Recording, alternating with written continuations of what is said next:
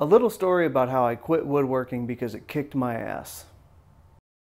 It all started with the idea of needing to build a backyard patio hangout type thing. My idea was a sectional bench slash planter slash complete and total abomination. I was able to draw up this super cool design and created a plan in my head to knock it out. Before we get started, this project concept really isn't that hard. I just made it hard on myself. I'm sure anyone with a decent shop could knock this out with ease. And honestly, I'd be happy if you stole it from me, made it 10 times better, and then rubbed it in my face. Now, I like to think of myself as a decent woodworker. I've done quite a few projects and gained quite the collection of cool tools along the way.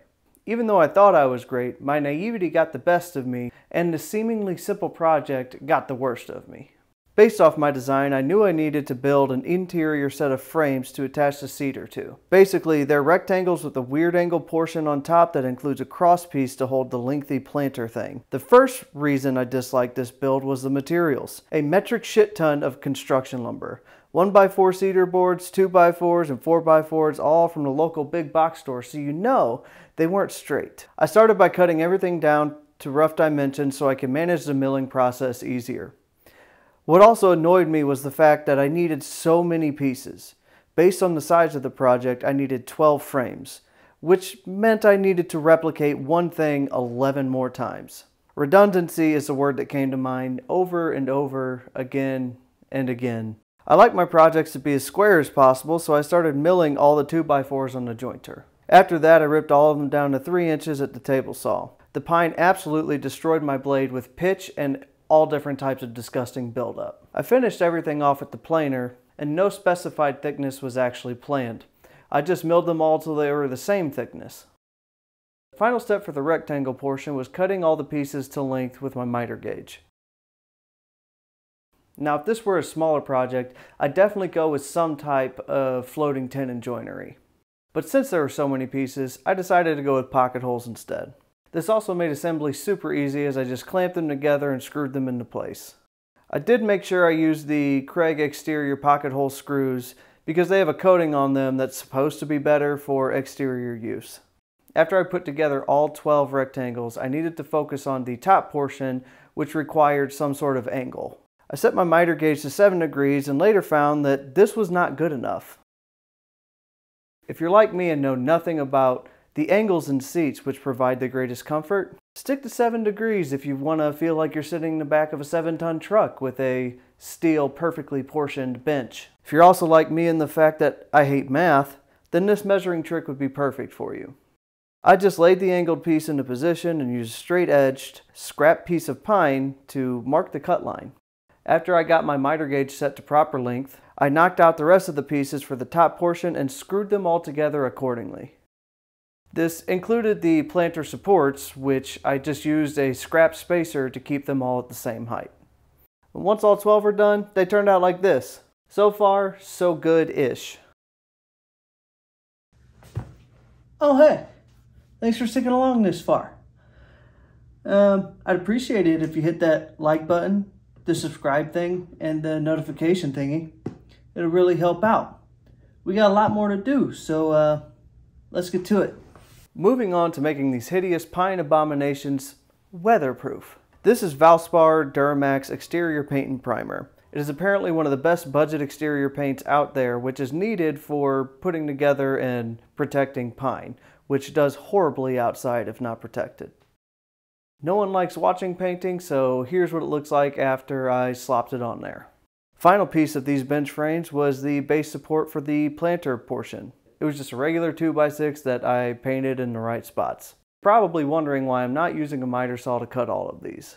Well, I'm out of space in my shop, leaving me with needing to cut things long and flush cut them by hand. This was honestly one of the larger downsides I've come across in this project. Next step was to get all of the cedar boards to equal thickness. I wasn't really worried about them being perfectly milled as they'll be tacked into place and held square. I don't even know what thickness I went to, I just milled them until they were all the same. I sanded all pieces to 220 grit and I did a hasty job because I was already annoyed with not being able to move around in this shop. Cedar is fine outside unprotected, but I wanted to add a little protection and a little bit of color. My solution was using a black epoxy tint in Total Boat's marine wood finish. This stuff is made for outdoor projects and has an epoxy/linseed oil base. I mixed the tint until it became rather dark and sloppily applied it to the back and sides of all boards. Once they were set in place, I could just sand and apply the finish to the last face of each board. After cutting them to rough size, I used a 3/4 inch scrap spacer to set everything up and pin nail them into place. I went ahead and sanded them again and applied black oxide screws to hold them down permanently. Remember me having to hand cut things? This butterfly style mini flush cut saw was the best part of this ordeal. It cuts extremely fast, stays sharp, and takes up minimal space in the shop. It's also super cheap on Amazon, which is why I bought it in the first place. I'll leave a link in the description below.